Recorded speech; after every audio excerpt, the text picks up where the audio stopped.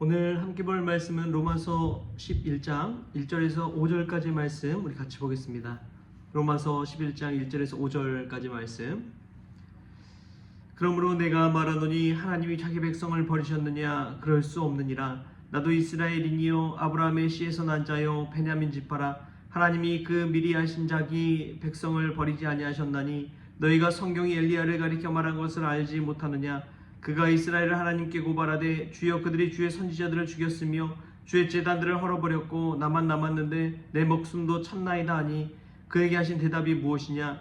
내가 나를 위하여 바알에게 무릎을 꿇지 아니한 사람 7,000명을 남겨두었다 하셨으니 그런즉 이와 같이 지금도 은혜로 택하심을 따라 남은 자가 있느니라. 아멘. 할렐루야. 말씀 가운데 귀한 은혜가 저와 여러분의 있기를 소망합니다. 오늘 사도 바울은 우리에게 지금도 이스라엘에 남은 자가 있다라고 이야기합니다. 이 바울이 지금 복음 전하는 로마는 어떤 곳입니까? 로마 제국의 문화와 지중해의 문화와 여러 가지 문화가 혼합되어서 있는 곳이 로마입니다. 수도에 가면 정말 세계적인 사람이 있잖아요. 우리나라 지금 인사동만 가도 서울 쪽만 가도 정말 외국인들이 많구나 하는 것을 알게 됩니다. 세계 각국에서 와서 관광 온 이들도 많이 있죠.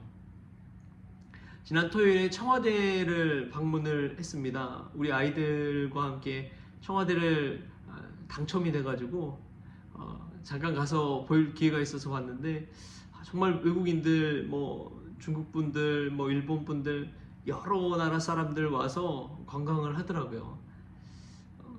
하물며 로마는 어땠겠습니까? 그때 당시 100만 명이나 엄청난 사람들이 모였고 또 세계 각국 여러 소수민족까지 노예로 끌려와서 있던 곳이 바로 로마입니다. 그러한 로마에 있어서 이스라엘 유대인들은 아주 소수에 불과하죠. 그런 상황에서 사도 바울이 로마에 있는 성도들에게 하나님이 자기 백성을 버리셨느냐? 그럴 수 없느니라 라고 이야기합니다. 아무리 유대인이 죄를 짓고 또 하나님을 떠나갔다고 하지만 그 중에도 신실하게 하나님께 택함받은 사람이 있다는 것이죠. 그것을 분명하게 이야기하고 있습니다. 왜냐하면 이렇게 복음 증거하는 이 사도 바울 자신도 누구예요? 유대인이라는 것입니다. 여러분, 예수님이 누굽니까? 유대인입니다. 그 사실을 바울이 분명하게 알려주고 있는 것입니다. 오늘 말씀에서 참 저는 은혜가 받았던 것이 5절 말씀입니다. 5절 말씀 우리 같이 한번 보겠습니다. 그런즉 이와 같이 지금도 은혜로 택하심을 따라 남은 자가 있느니라. 아멘. 이와 같이 지금도 은혜로 택하심을 따라 남은 자가 있느니라. 이 지금도에 방점을 두면 애굽 시대, 애굽에서 종로로 다던 그 이스라엘 시대에도 모세를 통해서 하나님은 지금도 남은 자를 택하시고 은혜를 베풀어 주신다는 사실입니다. 또 사사 시대에도 각자의 소견을 따라 살았지만 하나님은 시대마다 타이밍마다 사사들을 통해서 은혜로 택하심을 따라서 이 남은 자들을 들어 사용하셨습니다. 엘리야 시대에도 마찬가지죠. 엘리야가 정말 그러잖아요. 이제 주의 선지자들이 죽고 나만 남았다고 이야기합니다. 그런데 하나님은 뭐라고 하십니까? 내가 나를 위하여 바알에게 무릎을 꿇지 아니한 사람 7,000명을 남겨두었다고 이야기합니다. 엘리야는 스스로 외롭다고 생각했습니다. 그러나 하나님의 뜻은 그런 것이 아니죠. 하나님의 은혜는 지금도 우리에게 내리는 줄 믿습니다. 모세 시대에도 사사 시대에도 엘리야 시대에도 그리고 바울 시대에도 하나님은 지금도 은혜로 베풀어 주십니다. 저는 한국교회가 점점 어려워지고 성도들이 교회를 많이 떠나가고 젊은 세대들이 교회를 등지고 그럼에도 불구하고 하나님은 지금도 은혜를 내려주신다고 믿습니다. 지금도 하나님은 은혜를 우리에게 내려주신다고 믿습니다. 그것이 믿음입니다. 우리가 보여지는 것을 봤을 때, 현상을 봤을 때 큰일 났구나 싶지만 그럼에도 불구하고 하나님은 은혜로 은혜로 우리들을 채워주신다는 사실을 기억하십시오. 우리는 알지 못해요. 저도 알지 못합니다. 그러나 하나님 어디선가든 채워가실 줄 믿습니다. 목회 트렌드라는 한국교회 목회 트렌드 2025를 쓴 지용근 대표라고 있어요. 목회 데이터 센터를 통계를 내서 연구하시는 분인데 그분이 그러시더라고요. 한국교회가 점점 줄어가지만 아직도 부흥하는 교회는 있다고. 무슨 말입니까? 지금도 은혜를 내려주시는 하나님의 역사는 있다는 것이지요. 할렐루야. 우리가 눈앞에 현상만을 의지하지 말고 하나님께서 부으신 은혜를 바라보면서 오늘도 지금도 살아갈 수 있기를 주님의 이름으로 축복합니다.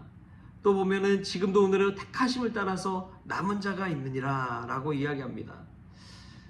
하나님은 꼭 남겨두십니다. 이 구루터기 신앙처럼 남겨두세요. 그 남은 자 소수의 사람을 통해서 하나님 역사하십니다. 기독교가 지금은 10몇 억이다, 15억이다, 17억이다 이러지만 여러분 근데 처음 초대교회 성도들은 몇 명이나 되었나요? 아주 소수의 무리잖아요. 몇 명 안 되잖아요. 그럼에도 불구하고 그들이 성령 충만함을 받아서 어마어마하게 많은 이들이 예수님을 믿게 된 것을 보십시오. 그 시작은 바로 아주 소수의 사람, 아주 몇 사람, 그냥 한 사람이 결단할 때 그런 일들이 일어나게 되는 것이죠.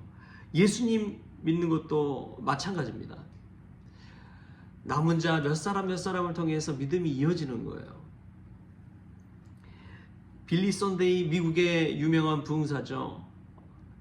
유명한 목회자. 이 프로야구 메이저리그에서 뛰다가 복음을 듣고 부흥사가 되었던 유명한 사람입니다. 그 빌리 선데이가 50만 명을 모아서 집회 인도를 하기도 했습니다. 그가 한 번은 샬럿에서 함이란 사람을 강사로 초빙에다가 3주 동안 집회를 했습니다. 그런데 사실 너무나 실망할 수밖에 없었습니다. 왜냐하면 그 집회의 결신자, 자, 예수님을 믿기로 결단하는 사람, 예수님을 영접하기로 결단하는 사람은 그 자리에서 일어나서 강단으로 나오십시오. 그랬는데 이 결신자가 그 수많은 사람 중에 한 사람 있었다고 해요. 그것도 성인이 아니라 아주 작은 소년, 12살짜리 소년 한 명이 뚜벅뚜벅 걸어 나왔다고 합니다. 그리고 그 소년 한 사람을 보고 실망할 수밖에 없었다는 거예요. 그런데 그 소년이 나중에 전 세계 수백만 명 앞에서 복음 증거하는 한 사람이 되었습니다. 그 한 사람이 수백만 명 앞에서 복음 증거하는 사람이 되었어요. 그 소년의 이름은 빌리 그레이엄입니다. 할렐루야. 그렇습니다. 소년 한 사람이 결단했을 뿐이지만 그 남은 자 한 사람을 통해서 하나님은 역사하셔서 수많은 전 세계에 있는 많은 이들에게 복음 증거하는 사람으로 들어 쓰셨습니다. 사도 바울도 마찬가지지요. 사도 바울 같은 사람 한 사람만 나와도 세계가 뒤집어지지 않습니까?